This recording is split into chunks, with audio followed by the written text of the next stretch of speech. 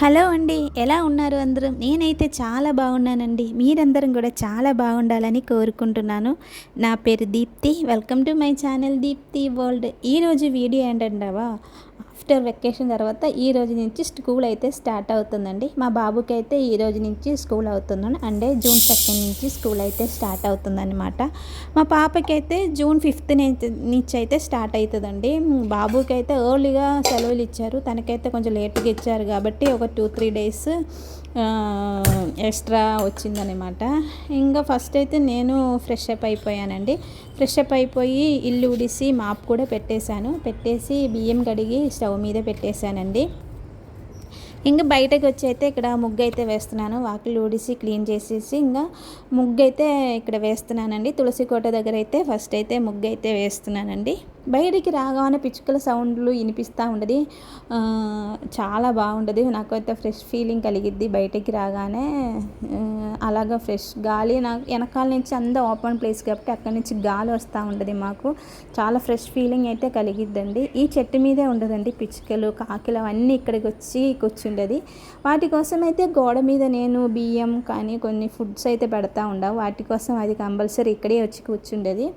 ఇంకా వాకిలు అవన్నీ ఉడిసి ముగ్గు పెట్టేసి ఇంకా లోపలికి వచ్చి బ్రేక్ఫాస్ట్ అయితే వేస్తున్నానండి. మా వాడికి దోశ అంటే చాలా ఇష్టం అండి. డైలీ దోశ వేసి ఇచ్చినా వాడు తింటాడు. వాడికి అంత ఇష్టం అండి దోశ.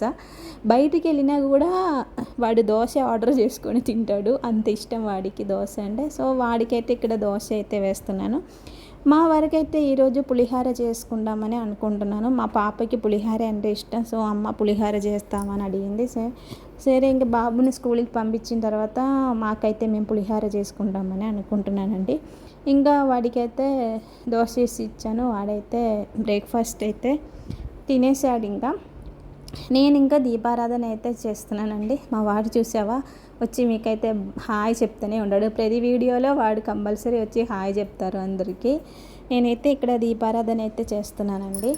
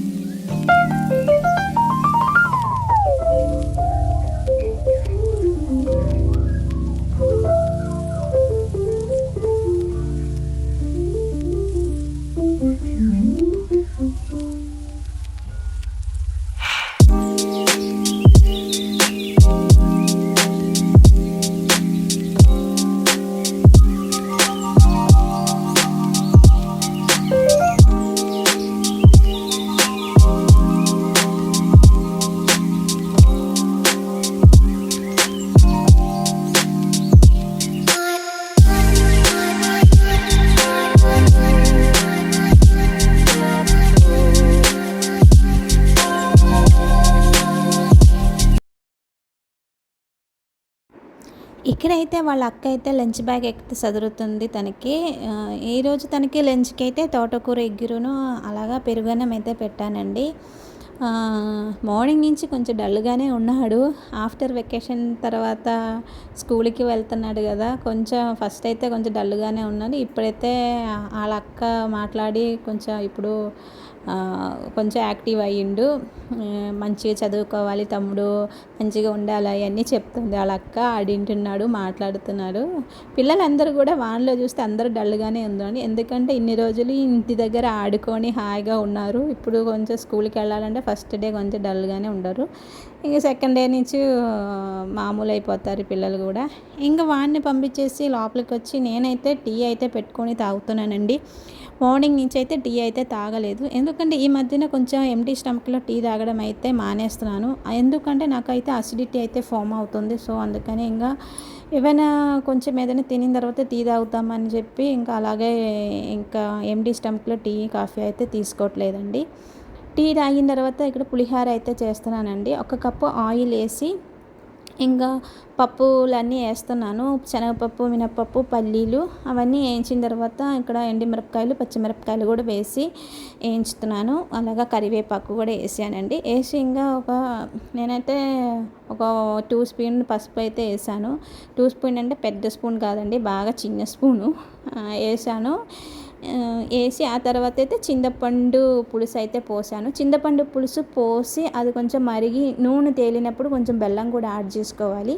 నేనైతే కొంచెం ఇంగువ కూడా యాడ్ చేశానండి. యాడ్ చేసి అవి కూడా బాగా మంచి పచ్చివాసన పోయిన తర్వాత ఇక్కడైతే నేను రైస్ అయితే యాడ్ చేశానండి. ఆల్రెడీ రైస్లో సాల్ట్ అయితే కలిపి పెట్టుకున్నానండి. కలిపి పెట్టుకున్న తర్వాత ఇలాగ యాడ్ చేసి మంచిగా మిక్స్ చేసుకున్నాను.